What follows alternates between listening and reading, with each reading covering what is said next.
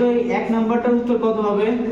6 y পাওয়ার 6 6, কারণ হচ্ছে তোমার তিনটা বেজ একই আছে, তার মানে তিনটা বেজ একই মানে তিনটা বেজে একটা বেজ লিখবো, আর এই সব ওয়ারগুলো কি হবে? যোগ হয়ে যাবে। তার মানে 3 আর 2 5, 5 আর 1 কত? 6, তার মানে y টু দি পাওয়ার 6। বলো তো এটা কত হবে? কোনে না 3 5 3y to the power 5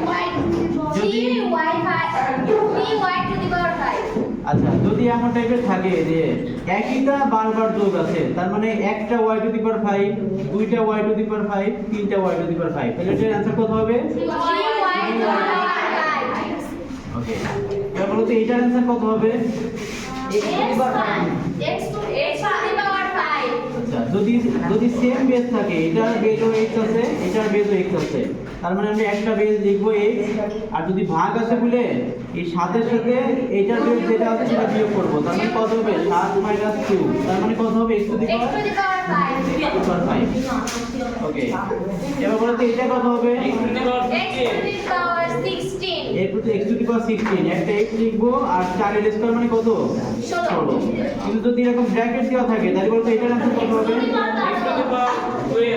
x to the পাওয়ার তখন এই ব্র্যাকেট দেওয়া মানে হচ্ছে এই দুইটা সম্পর্ক হচ্ছে গুণ আকারে, তার মানে হচ্ছে আমরা লিখতে পারবো 3 গুণ 4, 3 4 কত? 12, তার মানে এটা হচ্ছে 12। বুঝতে পারছো? জি স্যার। ঠিক আছে।